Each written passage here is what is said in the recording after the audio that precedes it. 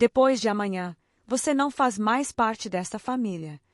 Essas foram as palavras exatas que a noiva do meu filho sussurrou para mim na véspera do casamento. Fiquei em casa no dia seguinte, destroçada.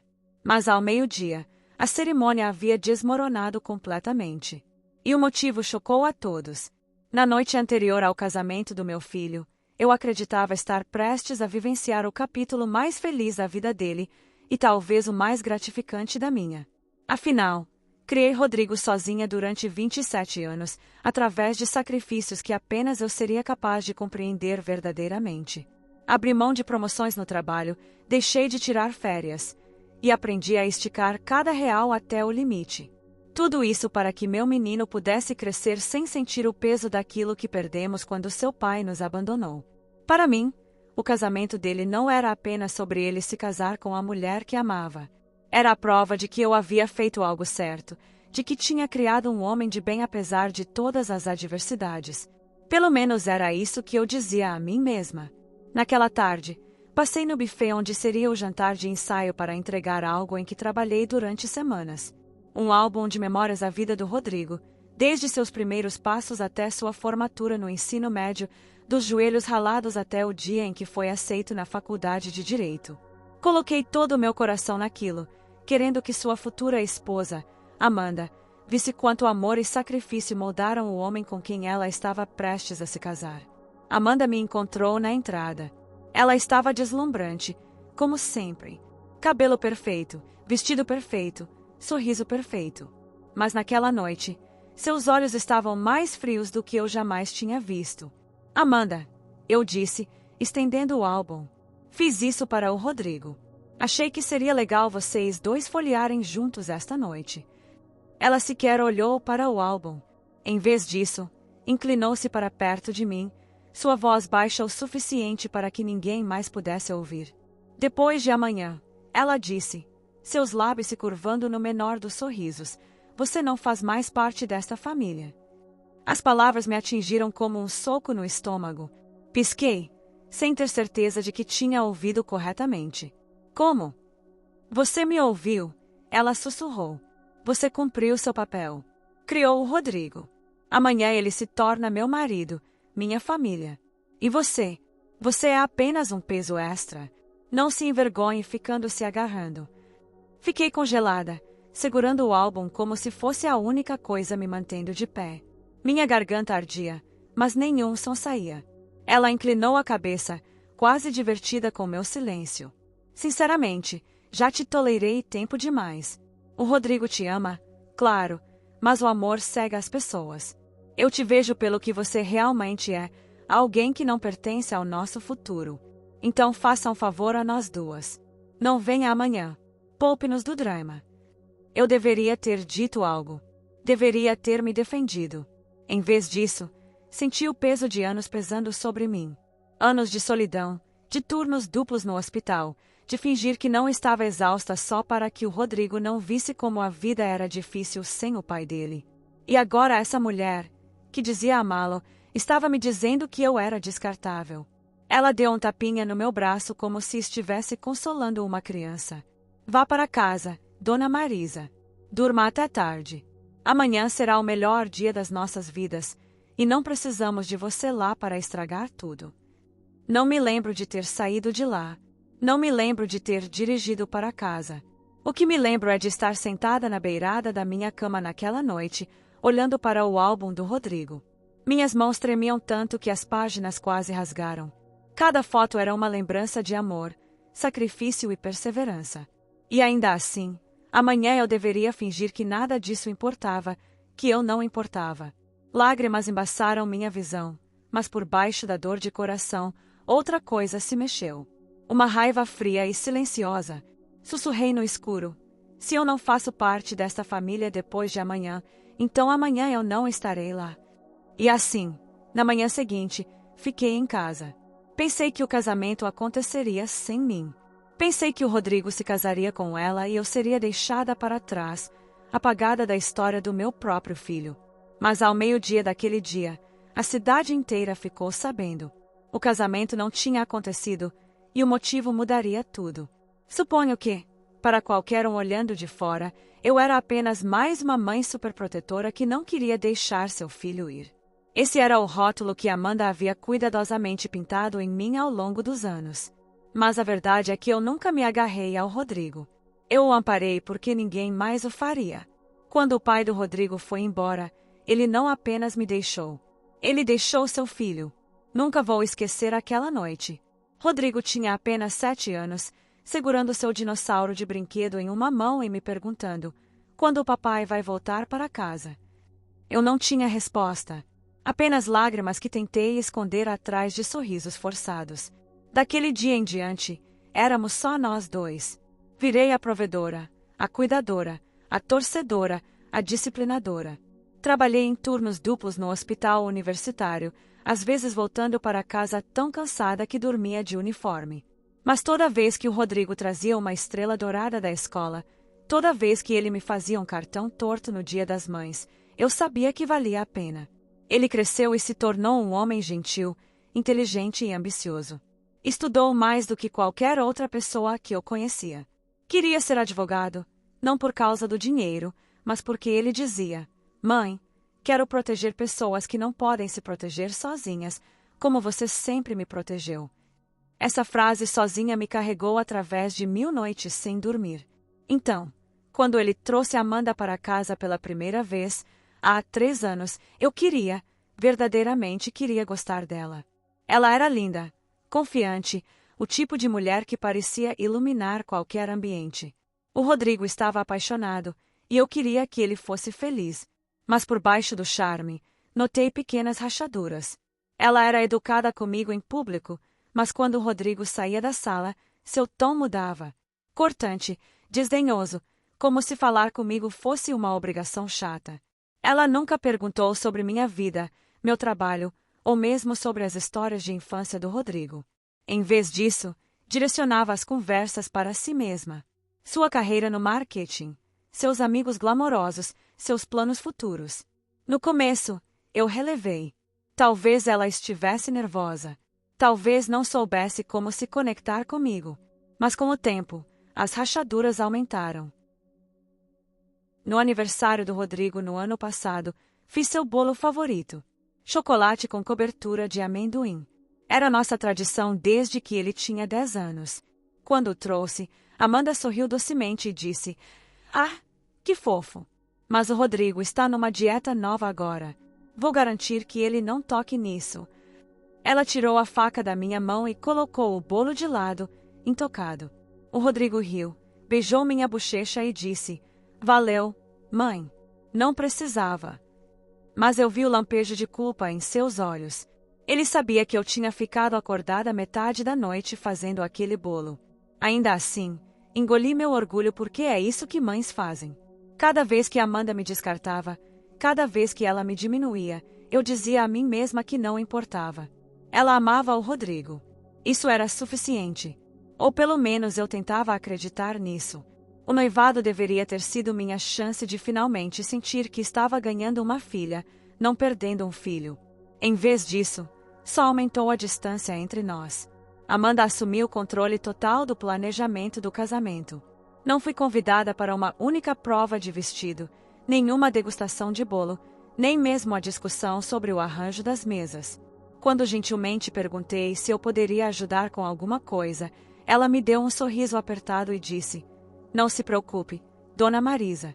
Está tudo sob controle. Você só precisa aparecer bonita, tá bom? Doeu, mas sorri. Acenei e mordi a língua por causa do Rodrigo. Porque é isso que eu sempre fazia. Mas a verdade é que havia sinais de alerta que eu nunca deveria ter ignorado. Como o jeito que Amanda sempre parecia mais interessada no salário potencial do Rodrigo do que em seus sonhos. O jeito que ela reviraria os olhos quando ele mencionava trabalho pro bono. O jeito que ela o apresentava em festas, não como meu noivo Rodrigo, mas como Rodrigo, o futuro advogado. Olhando para trás agora, percebo que ela não via meu filho como um homem. Ela o via como um troféu.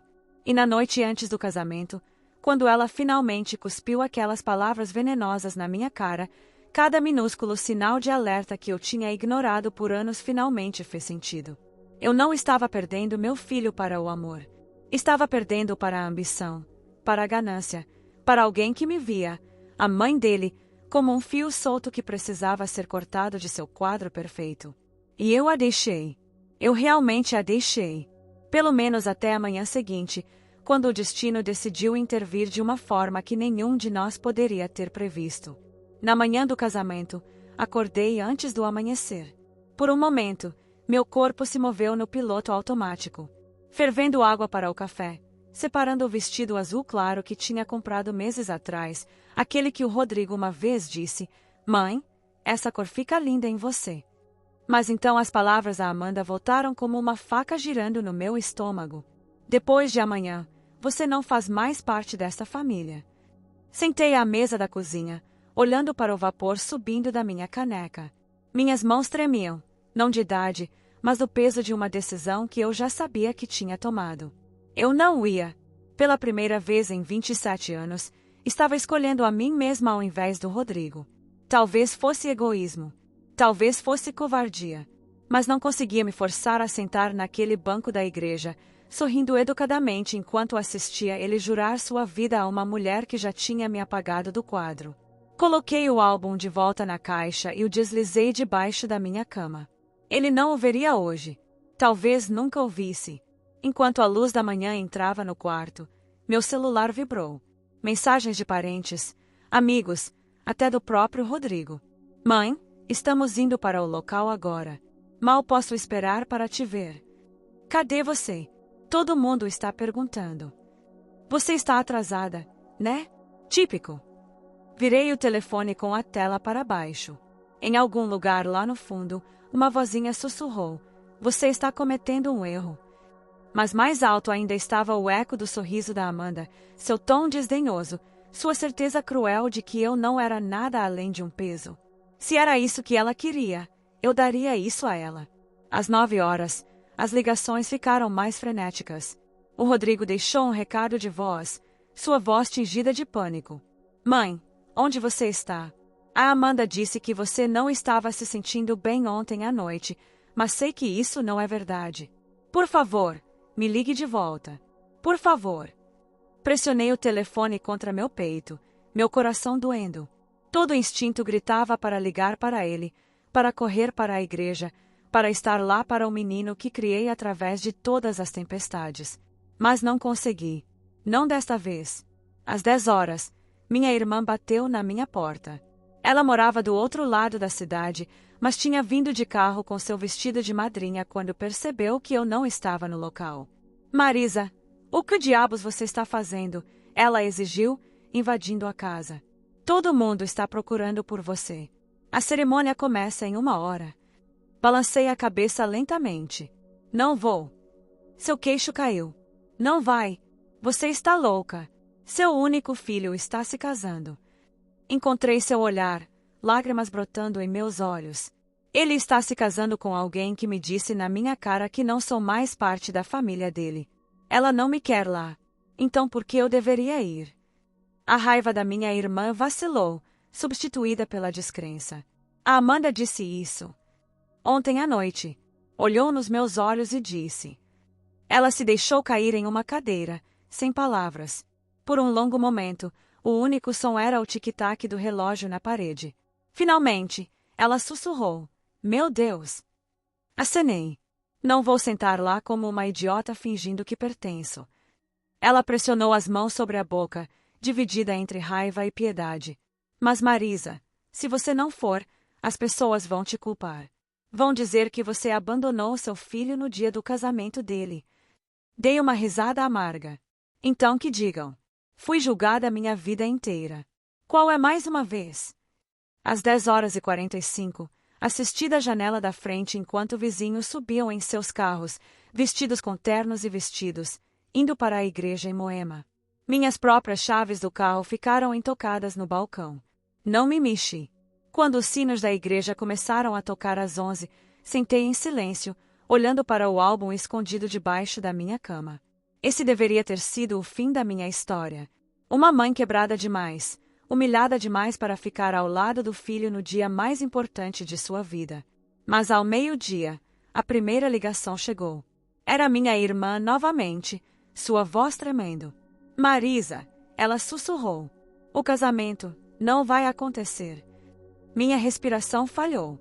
O que você quer dizer que não vai acontecer?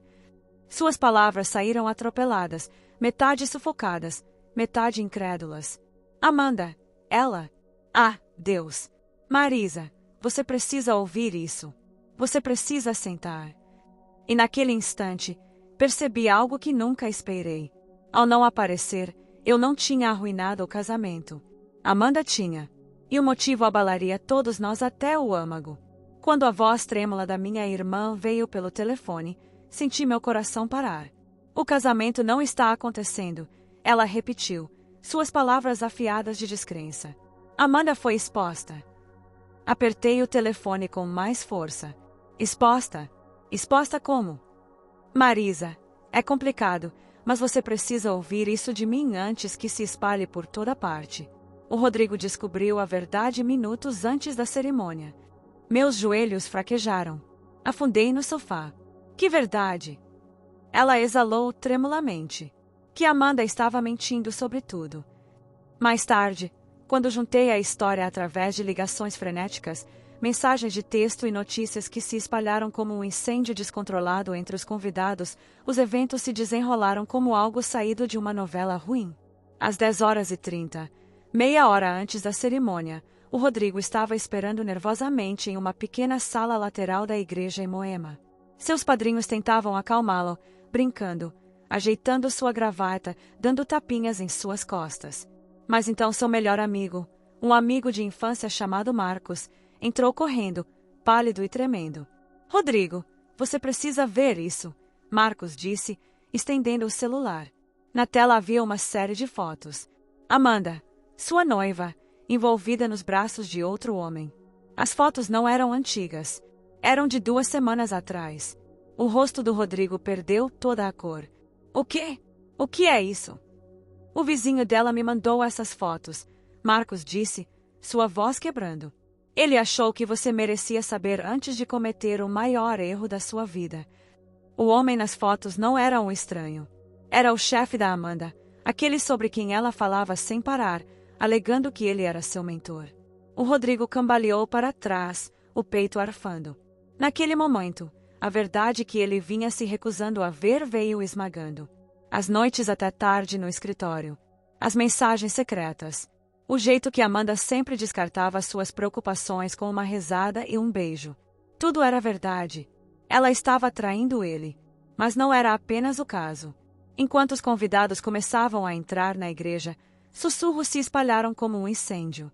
A madrinha de honra da Amanda, bêbada de nervos e champanhe, havia deixado algo escapar. Amanda não tinha sido apenas infiel. Ela também estava tramando. A família dela a tinha empurrado para o noivado porque o Rodrigo estava à beira de uma carreira lucrativa em advocacia. Para eles, o casamento não era sobre amor. Era uma transação, uma fusão. O acordo pré-nupcial que Amanda havia insistido em elaborar não era para proteger o Rodrigo.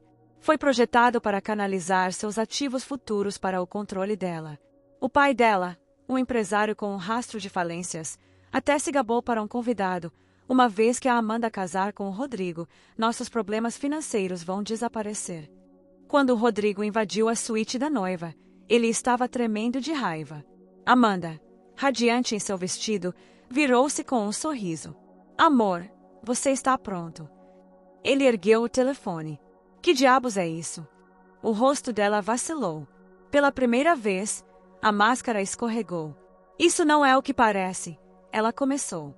É exatamente o que parece. O Rodrigo rugiu. 2 semanas atrás. Com seu chefe. As madrinhas ofegaram. A sala ficou em silêncio. Rodrigo, me escute. Não, você escuta. Sua voz quebrou. Você disse para minha mãe que ela não fazia parte desta família. Você tentou cortar a única pessoa que sempre esteve lá para mim. E esse tempo todo, você estava mentindo na minha cara. As bochechas da Amanda ficaram vermelhas de fúria. Sua mãe. É disso que se trata. Ela está te envenenando contra mim desde o início. Ela tem ciúmes, Rodrigo. Ela não quer te soltar. Mas as palavras caíram no vazio porque naquele momento Rodrigo percebeu a verdade. Eu não precisava envenená-lo contra ela. Ela tinha se envenenado sozinha. Às 11h15, a igreja estava em caos. Convidados sussurravam, ofegavam, checavam seus telefones enquanto a notícia se espalhava pelas fileiras. O padre tentou restaurar a ordem, mas o Rodrigo caminhou pelo corredor, não com uma noiva, mas com um anúncio sombrio. Não haverá casamento hoje, ele disse, sua voz tremendo, mas firme. Amanda traiu minha confiança. Esta cerimônia está cancelada. Suspiros encheram a igreja. Os pais da Amanda se levantaram em protesto, a mãe dela gritando, não se atreva a humilhar nossa filha assim. Mas o Rodrigo não vacilou. Ela se humilhou sozinha. Amanda, furiosa, correu atrás dele, gritando sobre mentiras e mal-entendidos. Mas as fotos não mentiam. Nem os sussurros sobre seus motivos ulteriores. Ao meio-dia, os convidados estavam saindo em silêncio atordoado. Alguns balançavam a cabeça. Alguns murmuravam sobre dinheiro desperdiçado e planos arruinados. Outros sussurravam simpatia por mim, embora eu nem tivesse estado lá. Quando minha irmã terminou de relatar a história, fiquei congelada, o telefone pressionado contra meu ouvido. Meu coração doía pelo Rodrigo, pela dor no coração que ele não merecia. Mas por baixo da tristeza, outro sentimento floresceu. Vindicação. Amanda me disse que eu não fazia parte da família. E agora não havia família para ela reivindicar. Sussurrei para o telefone, quase para mim mesma. Ela queria que eu fosse embora. Mas ela é quem foi embora agora. Esse deveria ter sido o fim da história da Amanda. Mas não foi. Porque quando pessoas como ela perdem tudo, elas não vão embora quietas. E eu estava prestes a descobrir até onde ela e sua família estavam dispostas a ir para recuperar o que achavam que era deles. Pelo resto daquele dia, meu telefone não parou de vibrar. Amigos, vizinhos, até parentes distantes. Todos ligando, mandando mensagens, enviando links para postagens nas redes sociais. O casamento cancelado estava em todo lugar. Uma manchete dizia: estudante de direito cancela casamento minutos antes da cerimônia após caso secreto da noiva ser exposto. Mas outra postagem, mais venenosa, chamou minha atenção. Sogra sabota casamento. Destrói família. Meu estômago despencou. A família da Amanda já estava reescrevendo a história. Até o fim da tarde, sussurros se espalharam de que eu era o motivo pelo qual o casamento nunca aconteceu. Que eu tinha alimentado o Rodrigo com mentiras sobre Amanda, que o convencia a não ir em frente. Era absurdo. O Rodrigo tinha visto as fotos com seus próprios olhos. Mas mentiras viajam mais rápido que a verdade, e os pais da Amanda eram mestres da performance. Em certo ponto, a própria Amanda até foi nas redes sociais, postando uma foto dela em seu vestido de noiva arruinado, rímel escorrendo pelas bochechas, com a legenda: algumas pessoas simplesmente não conseguem deixar ir. Algumas mães não sabem quando parar. Os comentários inundaram. Estranhos oferecendo simpatia, amigos exigindo saber que tipo de mãe arruína a felicidade do próprio filho. Eu queria gritar. Queria proclamar a verdade dos telhados. Mas o Rodrigo me implorou para não me envolver. Mãe, não desça ao nível dela. Todos que são próximos de nós sabem o que realmente aconteceu. Mas o problema era que nem todos que eram próximos de nós sabiam. Alguns acreditaram nela. Alguns me questionaram diretamente. Mesmo pessoas que conhecia há anos perguntavam: Marisa, você realmente disse ao Rodrigo para não se casar com ela? Cortou mais fundo do que eu esperava. Depois de tudo que sacrifiquei, depois de tudo que Amanda fez, eu ainda era a vilã na história de outra pessoa. E então as coisas pioraram. 2 dias depois, recebi uma carta. Uma carta legal. A família da Amanda estava ameaçando me processar por difamação, por danos emocionais, até por interferência com relações contratuais. Olhei para o papel, minhas mãos tremendo. Interferência com relações contratuais? O que isso sequer significava? Levei direto para minha amiga Linda, que trabalhava em um escritório de advocacia no centro de São Paulo. Ela deu uma olhada e balançou a cabeça. Isso é intimidação, Marisa. Eles estão tentando te assustar. Interferência com relações contratuais é apenas uma forma elegante de dizer que você arruinou o plano financeiro deles. O que, aliás, nem é um argumento legal neste caso. Plano financeiro. Eu ecoei. Linda colocou os papéis na mesa. Marisa, você não sabia. A família da Amanda está falida. O pai dela perdeu milhões em investimentos fracassados. Eles precisavam do casamento dela com o Rodrigo para estabilizar suas finanças. Aquele acordo pré-nupcial foi escrito para protegê-los, não o Rodrigo. Se ele tivesse assinado, metade de tudo que ele ganhasse pelos próximos 10 anos seria canalizada para as contas deles. Meu sangue gelou. Então nunca tinha sido sobre amor. Nem por um segundo. Era sobre dinheiro, controle, segurança. E quando me recusei a aparecer no casamento, Amanda aproveitou a oportunidade perfeita para mudar a narrativa. Ela não podia ser vista como a noiva gananciosa e infiel. Então me pintou como a mãe amarga e controladora. Foi brilhante. Cruel, mas brilhante. Durante a próxima semana, o assédio não parou. Mensagens anônimas inundaram minha caixa de entrada. Monstro! Velha invejosa! Você arruinou a vida do seu filho. E a família da Amanda, eles não tinham terminado. Uma tarde, cheguei em casa e encontrei o Rodrigo sentado no meu sofá, o rosto pálido, segurando uma carta própria. Eles estão me ameaçando também, mãe, ele disse calmamente. O pai da Amanda diz que se eu não limpar publicamente o nome dela, ele vai te arrastar para o tribunal. Ele vai te arruinar financeiramente.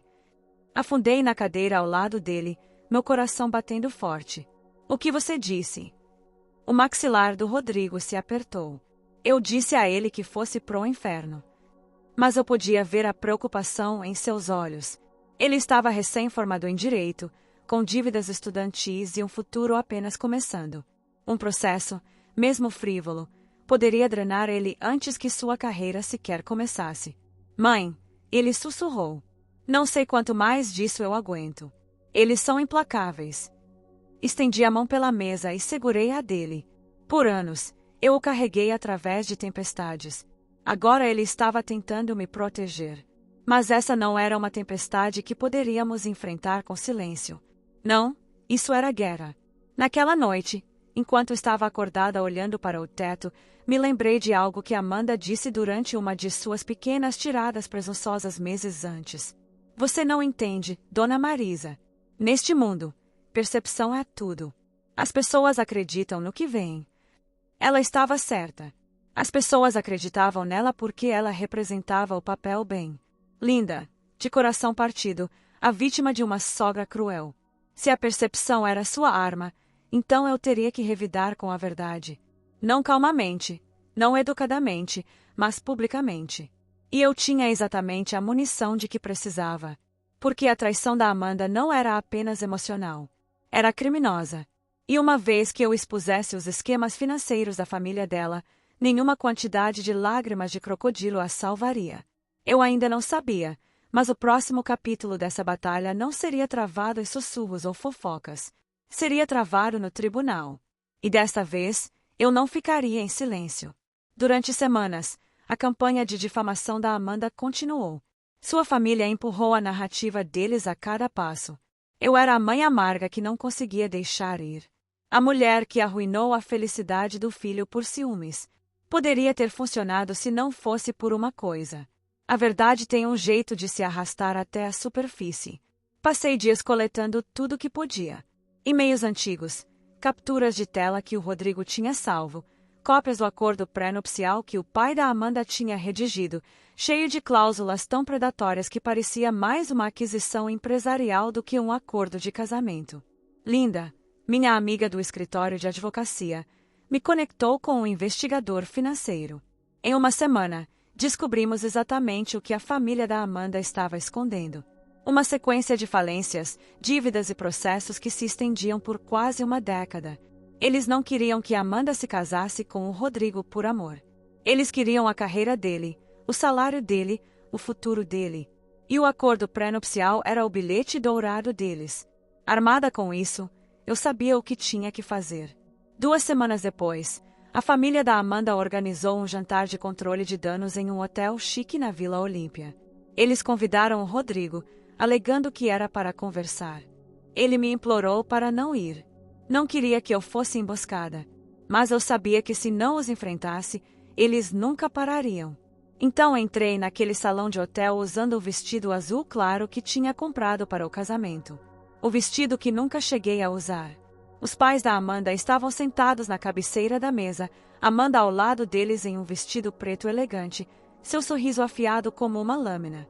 Bem, o pai dela disse suavemente. Olha quem decidiu se juntar a nós. Dona Marisa, estávamos justamente discutindo como resolver esse mal-entendido infeliz. Mal-entendido. Repeti, minha voz firme. Você quer dizer o caso ou a fraude? O sorriso da Amanda vacilou. Você ainda está se agarrando a mentiras. Coloquei uma pasta grossa na mesa.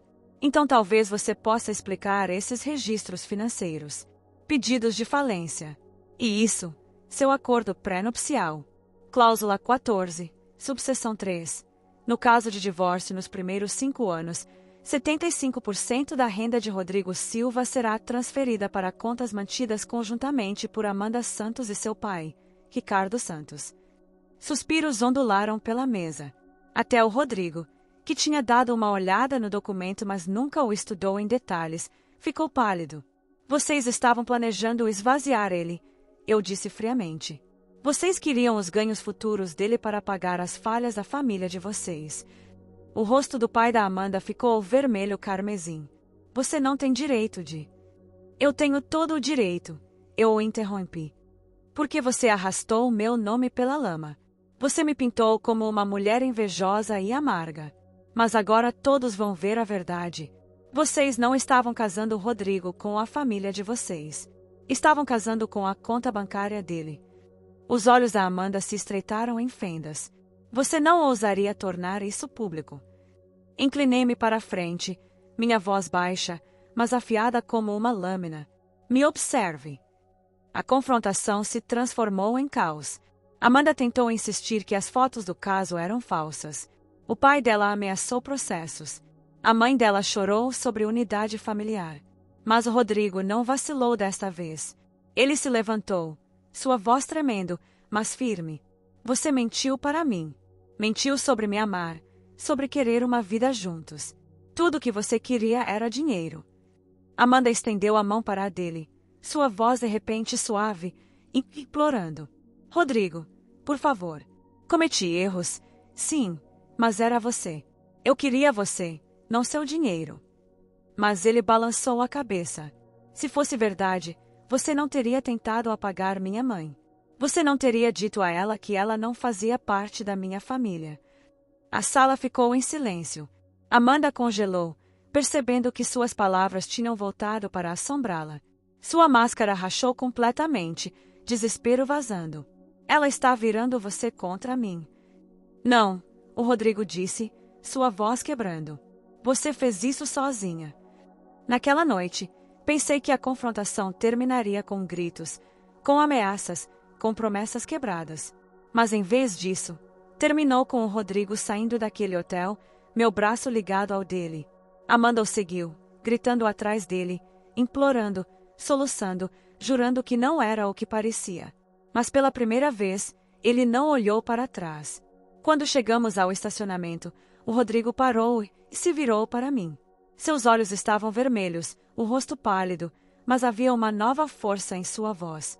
Mãe, ele sussurrou. Eu deveria ter te escutado. Puxei-o para meus braços, segurando como fazia quando ele era criança. Você vê agora, sussurrei. Isso é tudo que importa. Mas enquanto saíamos dirigindo, as palavras da Amanda ecoaram em minha mente. Você não ousaria tornar isso público. Ela estava errada, porque se ela queria uma guerra de percepção, então percepção ela teria.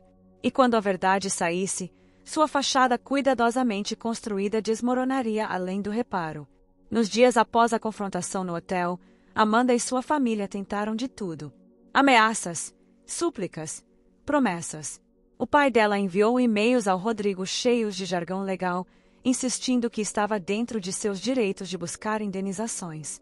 A mãe dela deixou mensagens de voz chorosas implorando ao Rodrigo para ser razoável. A própria Amanda oscilava entre raiva e desespero. Um momento jurando que nos arruinaria, no próximo sussurrando que ainda o amava. Mas era tarde demais. Porque desta vez a verdade não estava confinada a sussurros em um salão de festas. Desta vez, garanti que todos soubessem. Com a ajuda da Linda, passei os documentos do acordo pré-nupcial e os registros financeiros para um jornalista especializado em expor golpes financeiros. Em uma semana, o artigo foi ao ar. Por trás do casamento cancelado, os esquemas financeiros da família Santos descobertos. A matéria era devastadora. Detalhava as falências, o acordo pré-nupcial predatório, até insinuava o caso que provocou o colapso do dia do casamento. Pela primeira vez, o mundo viu a história não das postagens cheias de lágrimas da Amanda no Instagram, mas a perspectiva de evidências frias e concretas. E de repente, a maré virou. Comentários inundaram, não contra mim, mas contra Amanda. Então ela queria o contra-cheque dele, não o coração dele. Aquela pobre sogra. Você consegue imaginar ser dito que não é família depois de criar seu filho sozinha? Amanda é uma interesseira, simples assim. A simpatia que uma vez me foi negada entrou como a luz do sol atravessando nuvens de tempestade. O Rodrigo, embora de coração partido, encontrou força na verdade. Ele se jogou em seu novo emprego em um escritório de advocacia na Paulista, determinado a construir um futuro em seus próprios termos. E pela primeira vez em meses, ele começou a sorrir novamente. Não o sorriso forçado e nervoso que usava com Amanda, mas o real. Uma noite, enquanto estávamos sentados na varanda tomando chá, ele estendeu a mão e apertou a minha. Mãe, ele disse suavemente, não sei como você permaneceu tão forte. Ela quase me quebrou. Olhei para ele. O menino que criei, agora um homem forjado pelo fogo. Porque passei por coisas piores, e porque sabia que um dia você a veria pelo que ela era. Só levou tempo. Seus olhos brilharam. Você sempre foi minha família. Sempre. E naquele momento, percebi que embora Amanda tivesse tentado me apagar, embora tivesse tentado me reescrever como a vilã, a verdade tinha vencido. O Rodrigo viu. E isso era tudo que importava. Hoje, meses depois, estou sentada na mesma varanda onde tudo começou. O álbum de memórias ainda está debaixo da minha cama, esperando pelo dia certo para ser compartilhado. O Rodrigo está prosperando. Construindo sua vida, seus termos, sua história. E eu? Aprendi que às vezes o maior ato de amor não é estar presente. Às vezes é saber quando se afastar. E confiar que a verdade, eventualmente, encontrará seu caminho.